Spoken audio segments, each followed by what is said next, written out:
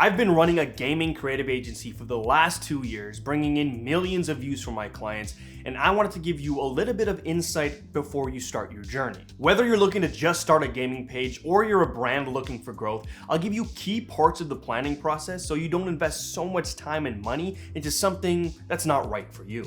Now, I've had a lot of time to sit and soak up a variety of experiences in the short form space, both good and bad. Good would be like taking professional esports teams to 2 million followers in only 8 months. Bad would be like what happens when a 5-figure client's TikTok page gets shadow banned. I've also been blessed to have some of my digital products be used by companies like Ghost and Xbox, which is just so cool. Overall, let's just say I have been creating, living, and consuming in this space for the past 15 years. On Kill Confirmed, on Hijacked. That's the last old video you're gonna see from me, I promise you that. First, I wanted to go over the ultimate goal we're striving for, then I'll touch on the 4 steps, and if I can remember them without looking at the script, it's market selection, content types, monetization, and positioning. See? So what is the ultimate goal? So I gotta tell you a little story and this will all make sense. I've never had ribs before, right? So one day I just said, screw it. I wanted to try something new. So I opened up Uber Eats, found a good restaurant near me, and I ordered. The bell rang, I picked up the food, I'm looking at it, I took a bite, I fell in love. These ribs gave me indescribable feelings. Now the next week I was feeling the ribs again, and I ordered it, ate it, fell in love all over again. Now the week after that, of course, I wanted ribs. So I pulled out my phone, opened up Uber Eats, clicked on the restaurant, and I'm scrolling, looking for those damn ribs, scrolling. I deleted the app, reinstalled it, maybe there's a bug. Went back on the restaurant, nothing. Those ribs were not found. Next week rolls around, I'm like, let me give it one more shot. Opened up the app, ribs aren't there anymore. After that, I just stopped checking because maybe there's something wrong with the restaurant or whatever it is, but I'll never have those ribs again. This will all make sense in a second. You see, I associated those feelings of eating that rib with the restaurant, right? So that feeling of like satisfaction, satiation, and just overall contentment was tied to the restaurant because the restaurant provided me with the ribs. In my mind, it was restaurant ABC has the best ribs, and I love ribs. If I want more ribs, I go to restaurant ABC. Without the ribs, I don't have anything to tie to the restaurant anymore. So the restaurant just falls to the back of my memory and just fades away. Content is exactly the same. The ribs are the videos you put out and the restaurant is your profile. If you reel people in with ribs and you stop serving ribs, you're gonna lose everybody. If you wanna tie it into like gaming terms, it's like Gamer123 has the best educational Fortnite videos and I like getting better at Fortnite. Therefore, if I want more educational Fortnite videos, I go to Gamer123, right? Ribs and the restaurant. Now you can only eat so many ribs in a day, but short form content on the other hand is ridiculous. You can consume hundreds of videos from a single creator in a day. I don't recommend it, but you know how TikTok works. So your short form content needs to be bingeable and unique to you. If you made one video and it did well, people are gonna be expecting more of the same thing when they tap your profile and look on it. It better be exactly what they're expecting or they're out. So the ultimate goal is to create consistent, bingeable content unique to you, which then adds to your content catalog, creating even more bingeable content, which gives you consistent views. And you take those consistent views and you can use it to leverage for sponsorships. And if you're on TikTok, quality views means thousands of dollars.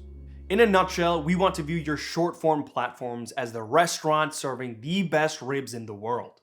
Choosing your market. Imagine an empty swimming pool and inside are people that are all interested in a similar thing. There's small pools, there's medium pools, there's big pools, and all the people inside are either creators or consumers. Sometimes there's very few creators and a lot of consumers, which means the creators get a lot of attention. Sometimes there's a perfect balance. Then there's times where there's too many creators and not enough consumers. Now the perfect scenario would be to find an emerging market where there's a lot of consumers rising, but not a lot of creators. So that's where you come in and position yourself with really great content to build yourself up as an authority. Now that's very, very rare. A better way to look at it is to find a market with a lot of consumers, but the content could use some improvement, and that's where you step in. Because even if it is a competitive market with crazy big creators, over time, if you iterate your content, you can become one of those big creators. So don't be afraid to enter these big markets like Call of Duty, Valorant, Fortnite, Apex. It's not too late if you know what you're doing. Content types. Okay, you chose your market, but what do you create? This is a tough one because there is no right answer, and even I don't have the right answer because creativity and content is subjective. Of course, there's some underlying frameworks and structures that work overall, but sometimes creators come up and channels come up where it's just like, wow, I've never seen this before. And that comes from not following frameworks. So I'm not gonna go too far down that road in this video. Instead, I'm just gonna give you a basic foundation which you can use to start, and then down the road, experiment in your own way. So for the most part, gaming content can be broken down into two buckets: entertainment content and education content. Personally, I like to mix in both, call it edutainment, right? I'm pretty sure you heard the term, where you add a little bit more fun to the education content to spice things up. Now, if you remember the rib story, we have to pick our main dish.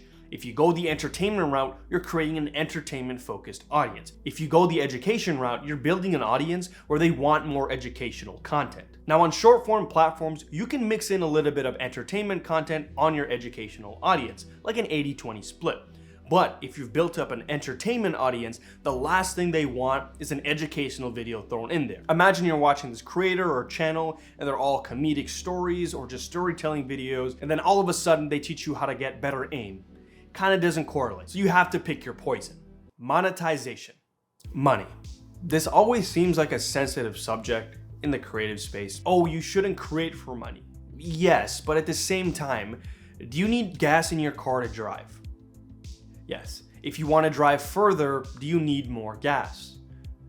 Gas is money, you see. So money is very important for the growth of your brand because you can reinvest that money back into your content. So money is very important for the growth of your brand. So let's touch on a few ways we can monetize. Now, a basic form of monetization would be provided by the platform: TikTok, Reels, YouTube Shorts. Now, while most of them aren't that lucrative, TikTok right now has the best monetization for videos over a minute long. Like, people are making thousands of dollars. The next step is sponsored content, where a brand or company wants to use your audience to promote their product. While sponsored content can be very, very lucrative, it's not consistent. Some months you're gonna have a great run and then be dry for like 2 months. Unless you're talking about long-term deals, but I'm not gonna touch on that this video.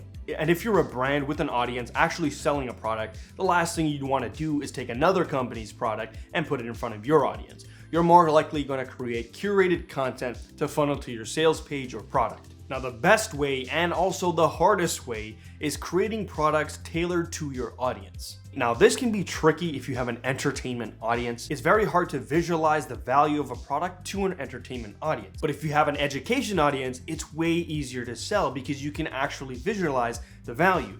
Is the result you're gonna give them by this course, product, whatever it is. For example, I have an educational audience on Twitter. What I did was put together all the Premiere Pro presets that my team uses on a daily basis for active client work, and I made it available for the community to purchase. And it's very easy to sell because since it's an educational audience, I can visualize the value for them very easily. You can edit faster, smoother animations, cool effects, audio effects, and all that. And if you're a video editor, you can check that out in the description. Entertainment creators are gonna rely heavily on platform monetization or sponsored content. That's not to say that these entertainment creators can't create a product, because you see it a lot in the gaming space right now. These massive creators are pumping out products, energy drinks, snacks, related to like streaming and things like that. And usually it's a different company that creates it and they're using the creator to market it. Not all the time, but most of the time it's like that because it's an easier lift on the creator. But again, they have to be really, really big for that kind of scale.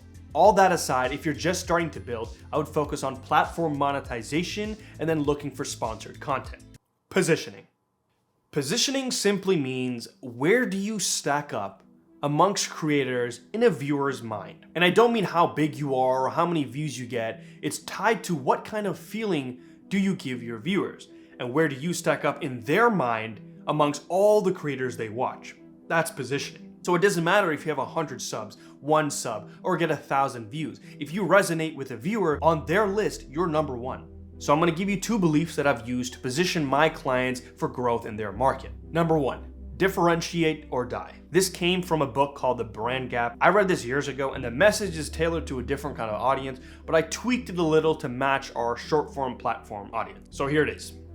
If you are not constantly improving and changing your framing of ideas, hooks, scripts, and editing style, you are going to fade into the market or exhaust your audience. Number 2, obsess over the viewer experience. Every frame, every word, every sound, everything matters. You do whatever is needed to suck your viewer into your world for at least a couple minutes. This could mean you use the theatrics of Mr. Beast or the simplicity of a vlog. You find your target viewer and work backwards to create the perfect experience for them. There is no one size fits all. So I wanted to keep one of the first videos on the channel pretty simple. Going forward, I'll be looking at comments on my social pages and DMs I get to create better curated videos for you. My name is Nishane, and if you got to the end of this video, I appreciate you. Consider subscribing, and if you're a video editor using Premiere Pro, go check out my presets.